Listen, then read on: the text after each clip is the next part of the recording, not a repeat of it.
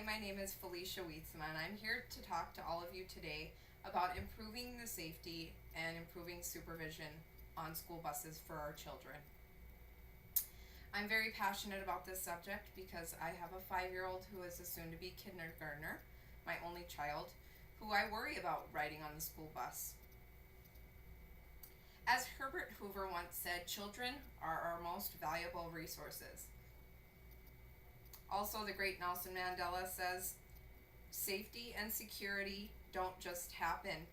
They are a result of collective consensus and public investment. We owe our children, the most vulnerable citizens in our society, a life free of violence and fear. There is a great need for improving safety on school buses. Our children are not being supervised properly, and it's resulting in harm to our children. I found numerous articles. I researched it online, and there was so many instances of harm being done to our children.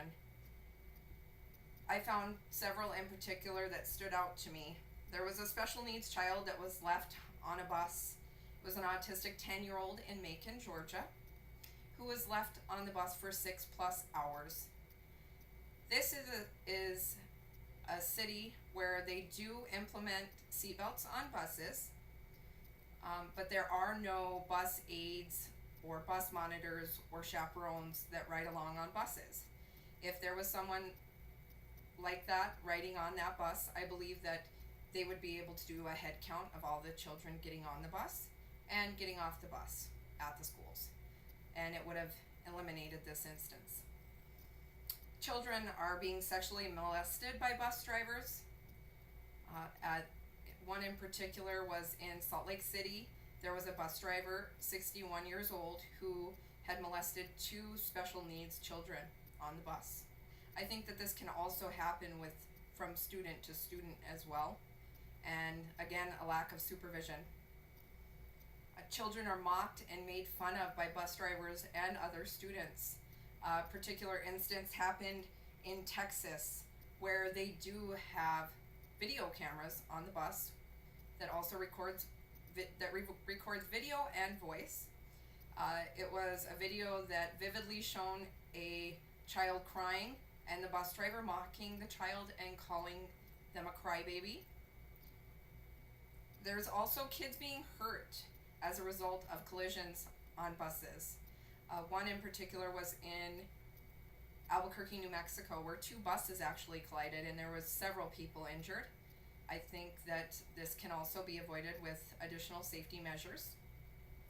And then another reason why I'm so passionate about this subject is an instance of my own. I was 11 years old, a 6th grader in Wahpeton, North Dakota. I was riding home on the bus after school. I heard something stabbing the back of my seat, so I turned around, and the minute that I had turned around to see what was happening, I was stabbed in the forehead by an X-Acto knife. The bus driver did not see anything. I was bleeding down my forehead, and actually had to tell my aunt about it when I got off the bus, and we had to file charges with the police department. This student that stabbed me in my head had stolen an art knife from the art room and had stabbed the back of the seat several times and also me in the forehead. I believe that the bus driver is busy driving. He cannot turn around and constantly be supervising children while he has the responsibility of driving and trying to keep the children safe along their ride.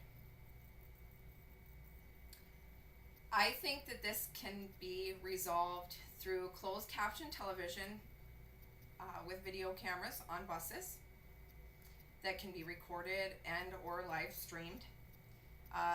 Videotaping everything on the bus can prove as evidence if anything does happen, and they should be reviewed daily. Seatbelts on all North Dakota buses should happen. There are 6 states that already implement seatbelts on buses. There is some controversy there because of Students may not being able to get out of their seatbelts in case of an accident fast enough.